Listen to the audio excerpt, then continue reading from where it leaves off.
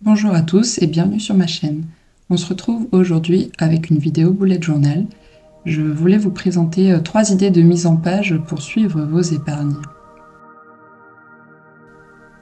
Je voulais vous présenter 3 idées faciles à réaliser avec seulement un stylo noir et quelques stabilos si vous le souhaitez pour ajouter un petit peu de couleur.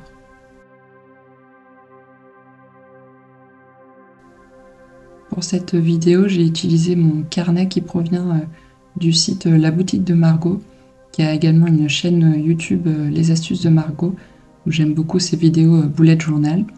Et j'ai utilisé donc un pigment liner en pointe 0,1, ainsi que donc les stabilos. Pour cette première mise en page, j'ai décidé de vous présenter un exemple de suivi du défi de 5 €, qui peut se reproduire d'ailleurs pour toutes sortes de défis. J'ai donc réalisé des enveloppes pour représenter finalement les enveloppes budgétaires, et j'en ai réalisé pour aller jusqu'à 100 €, mais vous pouvez les rapprocher un petit peu plus ou les faire sous des formats plus petits si vous voulez en faire plus par feuille. Voilà, j'ai choisi le nombre 100 pour faire un chiffre rond, et c'était le même format que j'avais réalisé dans mon bullet journal l'année dernière, qui m'a été très utile. Le format des enveloppes est de 2,5 par 1,5 cm, mais je vous conseille de vérifier bien sûr en fonction de la taille de vos carnets auparavant, voir si les mêmes dimensions passent. Et ensuite, je viendrai indiquer à l'intérieur de chaque enveloppe les sommes cumulatives, donc jusqu'à 100, de 5, 10, 15, 20, vous allez voir par la suite.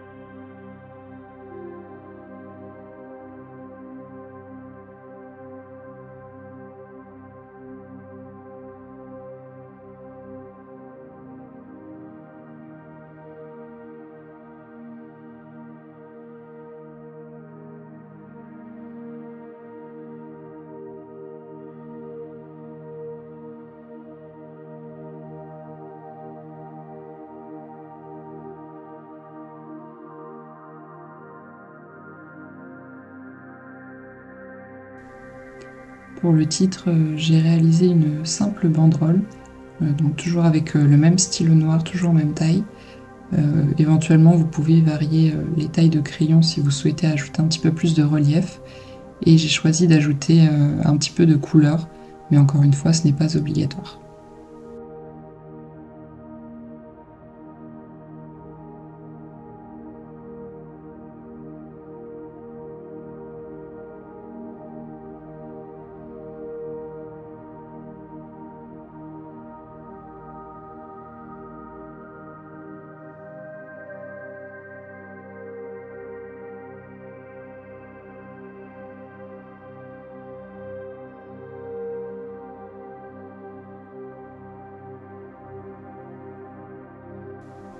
Et voilà, c'est terminé pour cette première mise en page. Dans la réalité, cela m'a pris environ 15 minutes à réaliser. Donc voilà, toujours très simple et efficace.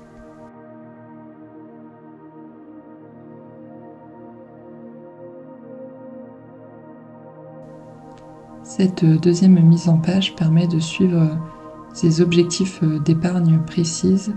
Donc j'ai choisi de la réaliser sous un format de barre de progression, c'est-à-dire que pour chaque objectif, j'ai donc désigné un montant, un budget, et je l'ai divisé par le nombre de mois qui me restait pour atteindre cette date, et ça me donnait donc le montant mensuel à mettre de côté.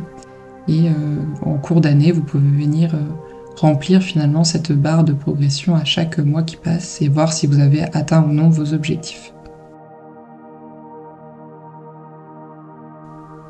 La barre de progression a un format de 12 cm, donc pour les 12 mois de l'année, et donc chaque mois fait 1 cm.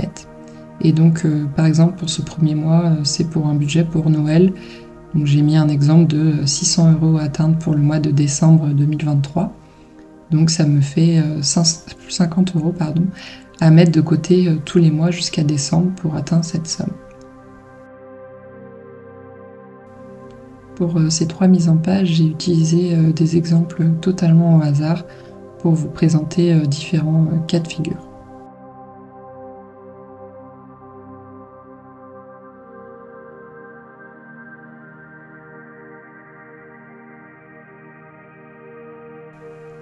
Pour le deuxième exemple de cette page, je voulais vous montrer dans le cas où votre objectif est à cheval sur 2 années. Donc là, c'est le cas, c'est des épargnes pour l'été 2024. Donc j'ai réalisé une première barre donc de pareil 12 cm pour les 12 premiers mois de 2023 et ensuite une seconde barre de 8 cm pour les 8 mois jusqu'au mois d'août 2024.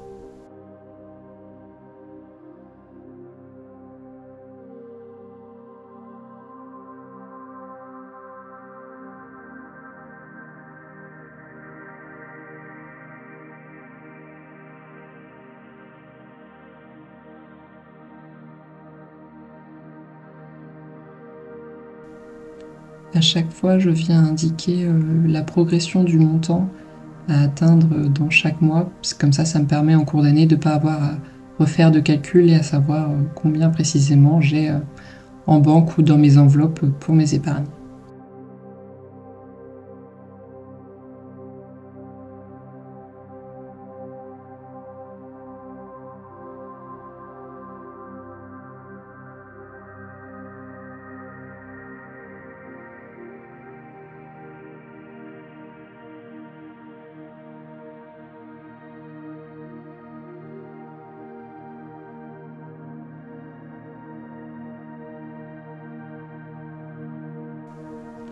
Pour ce dernier exemple, j'ai pris l'achat d'un nouveau téléphone comme objectif et j'ai décidé de réaliser sur une durée de 8 mois au lieu d'une année entière comme les autres. Mais j'ai quand même réalisé une barre de 12 cm, donc j'ai espacé un petit peu plus les écarts pour obtenir que 8 mois à l'intérieur.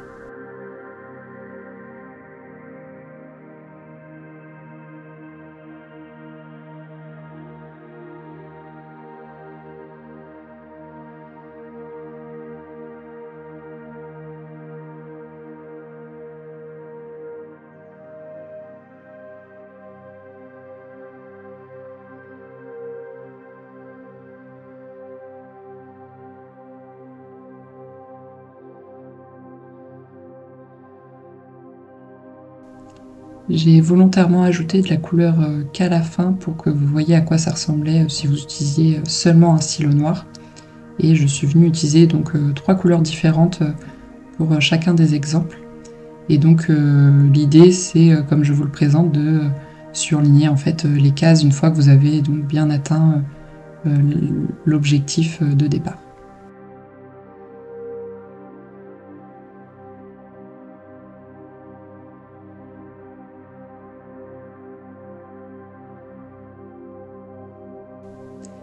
Les carnets de la boutique de Margot ont du papier 160 GSM, ce qui permet au stabilo de ne pas transpercer le papier.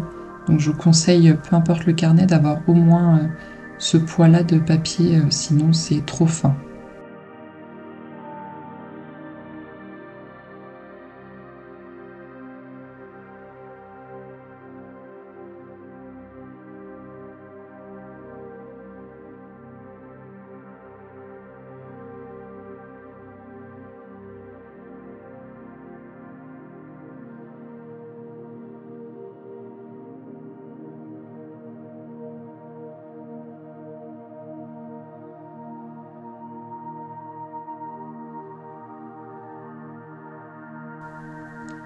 Pour cette troisième mise en page, je me suis aventurée sur un petit peu plus un dessin, bien que ce ne soit pas mon talent, mais j'espère que vous arriverez à faire mieux que moi.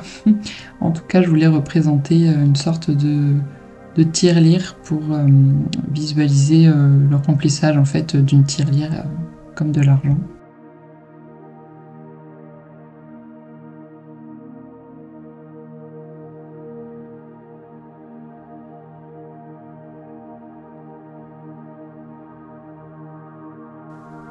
Le but de cette mise en page est d'avoir vraiment une page pour un projet. Et donc là, j'ai choisi un projet de mariage avec une somme à atteindre de 9 000 €. Donc, encore une fois, c'est un exemple. J'ai aucune idée du montant à obtenir en réalité, mais voilà, l'idée c'est pas d'avoir une date à atteindre, mais de se dire quand j'aurai cette somme-là en épargne, on pourra enclencher un mariage, quoi.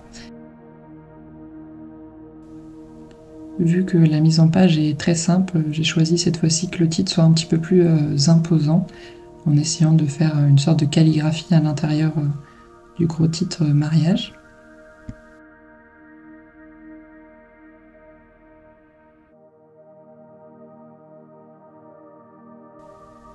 Et je suis venue à l'intérieur finalement de la tirelire ajouter des sortes de paliers. J'ai divisé finalement les 9 000 € par 12 il me semble, puisque j'avais 12 cm sur la taille entière de ma tirelire. Et donc je suis venue indiquer les montants pour qu'en cours d'année, quand ça se remplit, voilà, encore une fois, je sache où j'en suis.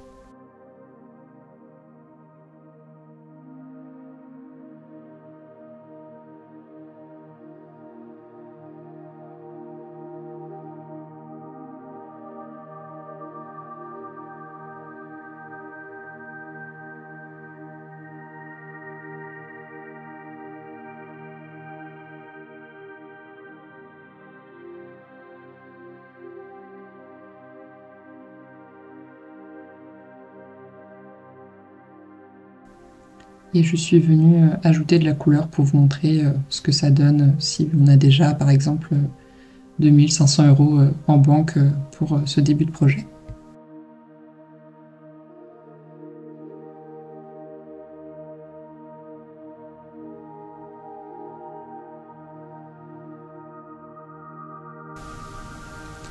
Je suis également retournée sur ma première mise en page pour vous montrer en fait, comme sur les deux cas, ce que ça donne une fois qu'on commence à avoir un petit peu l'argent de ces défis par exemple, et comment ça donne une fois rempli. Donc ça va être fini pour cette vidéo. Je vous montre une dernière fois le rendu final de chaque mise en page. Et on se retrouve très vite pour une prochaine vidéo, et notamment le bullet journal du mois d'avril. Donc merci à tous d'être restés jusqu'à la fin de cette vidéo, et à bientôt.